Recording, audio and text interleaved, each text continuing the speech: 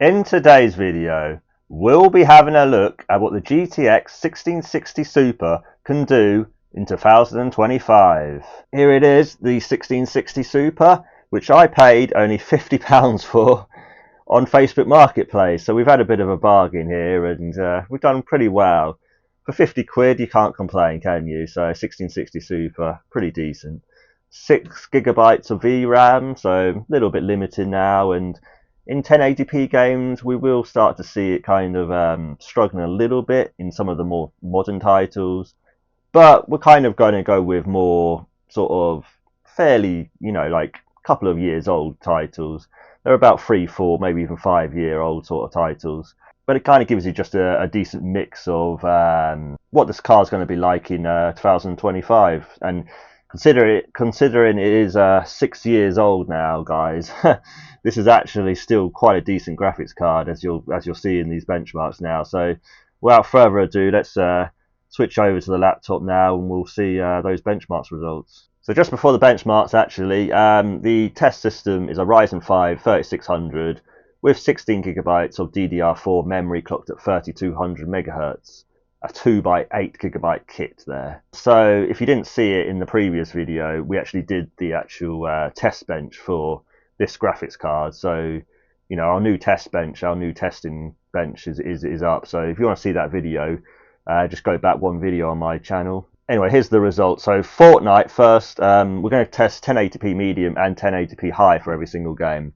Fortnite 1080p medium, an average of 123, a minimum of 62 and a maximum of 206, and 1080p high was an average of 81, a minimum of 51 and a maximum of 116. So really good result there actually. Our 1660 Super holding up pretty well. I mean, obviously Fortnite is a fairly easy to run game, although they have done modifications to the graphical engine, so it is a bit more demanding than it was. But that's pretty good results. You can run this at 1080p high, 60 FPS plus average, so you can't really complain there from this little graphics card. And certainly for the £50 that I paid, I'm more than happy with what we've got. So yeah. GTA 5 next, 1080p medium was an average of 118, a minimum of 94 and a maximum of 151. And the 1080p high results was an average of 112, a minimum of 98 and a maximum of 136. So again, even 1080p high there for GTA 5, not a problem with this graphics card, going to be able to easily do it. Again, I know people are going to say that these are older titles, Michael, but again, I still think for a graphics card like this, you are going to be running older titles anyway. You're kind of not wanting to expect to run the absolute latest and greatest titles, because as you know, this is a GTX card rather than an RTX card, so even in, I think it's the Indiana Jones game, the new one, you actually have to have an RTX card, or at least a ray tracing card from AMD or Nvidia, obviously. So this card wouldn't even be compatible with that game. So you've got to think that, this is a 6-year-old card now, so there is going to be limitations. Running the absolute latest and greatest games are going to be tough with this card.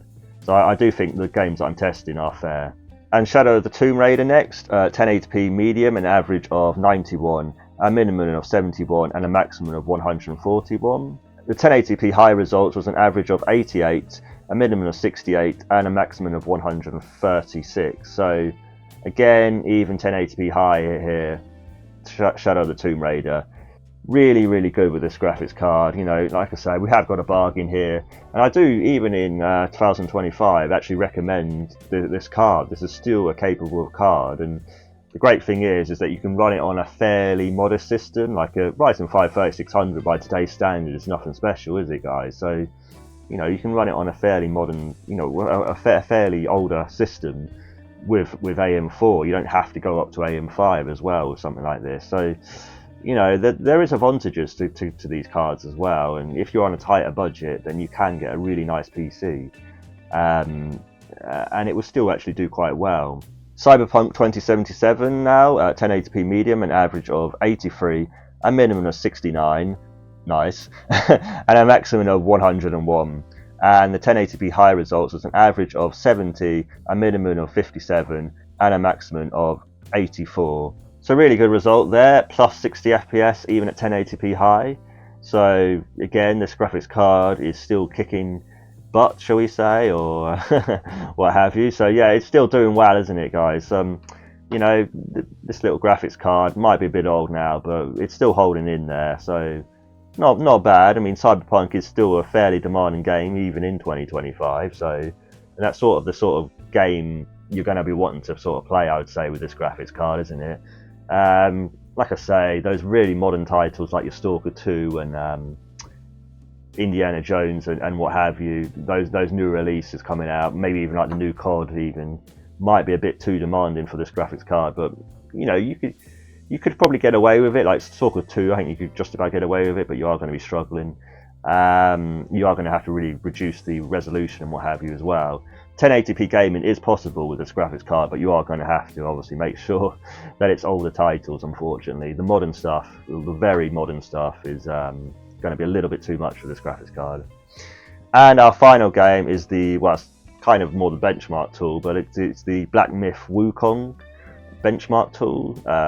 So this is the benchmarking tool for this Wukong Black Myth game. I've never actually played this game, but I just got the benchmark tool, so we'll just see what it's like. 1080p medium, an average of 81, a minimum of 25, so it did have a big drop there, and a maximum of 94. 1080p high, an average of 65, a minimum of 29, and a maximum of 77. So plus 60 FPS average at 1080p high. Just about acceptable, I think, still with this graphics card. You know, I would like to have seen a little bit higher than that, but this is a fairly modern game. So yeah, like I say, that is a fairly modern game. I think it's probably the most recent release that we've actually tested there. But like I say, if there are other specific games you want me to test, obviously let me know in the comments, and I can actually potentially I can test this, because I am going to keep this graphics card for a few more weeks now, I think, before I eventually sell it in a system.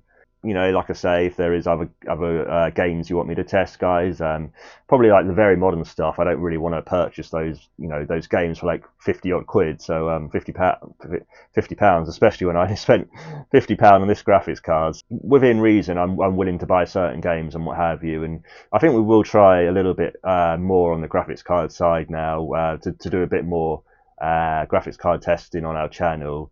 We did kind of look at cases and that. We will still look at cases, but I think we will try and add in the graphics cards now a bit more.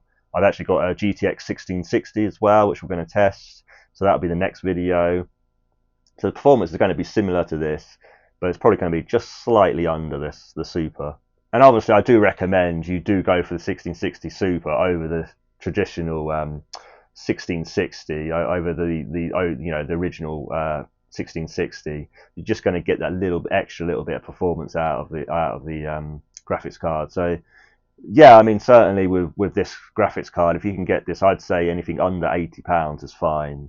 I'd say up to £80 you're okay to pay for this. Anything more, I obviously wouldn't pay any more than £80, but even at £80 is probably a little bit high. But if you're looking on your Facebook Marketplace, you can get lucky now and again, like I have, and snap this up for only £50. So yeah, I think that's a nice little look back on the 1660 here. This one's the PNY version, just so you know.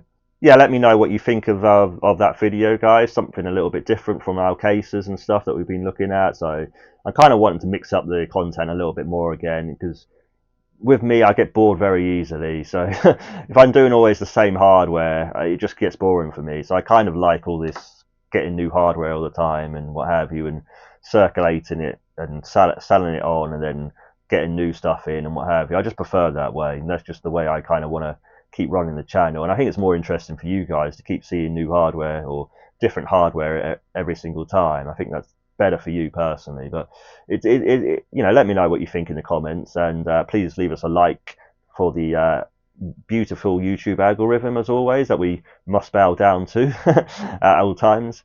And yeah, as always, guys, I will see you in the next one. Bye, guys.